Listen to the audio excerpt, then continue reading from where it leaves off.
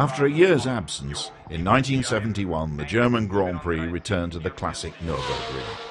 The drivers had refused to race there in 1970 because it was too dangerous, but millions of marks had been spent on crash barriers and runoff areas, and once again the track was deemed ready to host a Formula One race.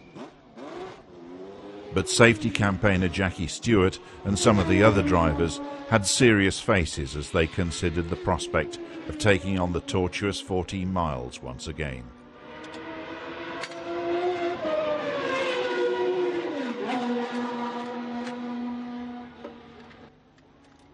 Neither Peter Gethin of McLaren nor Mike Beutler, entered in a March, had raced a Formula One car here before. But sports car specialists like Joe Siffert knew the circuit well from the 1,000-kilometre race.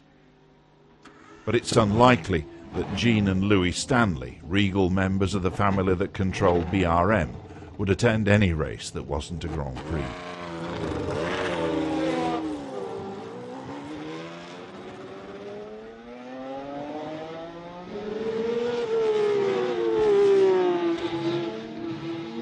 Helmut Marko of Austria had one of last year's McLarens, but he failed to qualify.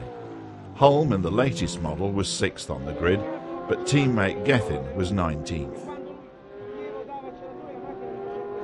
Joe Siffert was the fastest BRM, taking 3rd place. Chris Amon, who was finding the Matra V12 of little advantage here, was 15th. Vic Elford, the sports car specialist who'd been drafted into the BRM team, didn't look at ease. The carousel curve with its unique concrete banking was still recognisable as part of the track first opened in 1927. In fact, the course had been little changed by the update, but the old corners all had new safety features in the form of Armco barriers and gravel cuts. It wasn't the original Nurburgring anymore, but it still had a unique atmosphere. The modifications had made the track faster.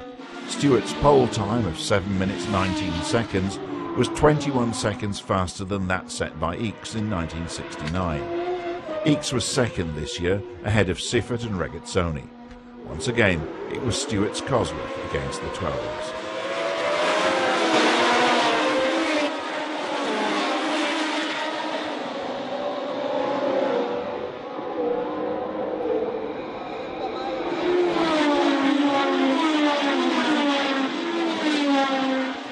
Although Ickx had led the rush into the first corner, he was only able to hold off Stewart for a few hundred yards, and as the cars set off from behind the pits complex and into the forest, the Tyrrell was ahead.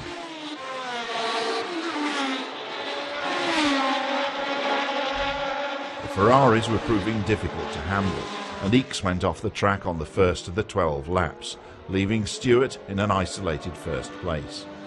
Regazzoni, who'd inherited second position, found it difficult to hold off Siffert, and on lap 2 his fellow countryman was past him. There had been no major motorsports events in Switzerland since racing was banned in the country in the wake of the 1955 Le Mans disaster. This wasn't enough to kill off the enthusiasm of Swiss drivers, however, and the fact that both Siffert and Regazzoni had both reached Formula One without the benefit of being able to race in their own country proved this. In addition to the two drivers, Ferrari's team manager in 1971, Peter Schetti, was also Swiss.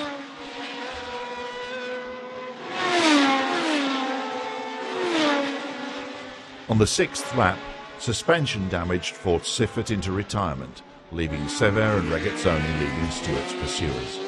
On lap 7, the Frenchman got ahead, and that's the way Helen Stewart's lap chart showed it at the finish, with Sever second and Regazzoni third. Andretti was 4th, ahead of Peterson, but with Tyrrell's second successive 1-2 finish, there was no doubt which team was currently on top. Stewart and his chief mechanic had good reason to smile. The last time Jackie Stewart won here, it had been in rain and fog in 1968. This time, the sun was shining, but his domination of the race was just as comprehensive as it had been 3 years ago.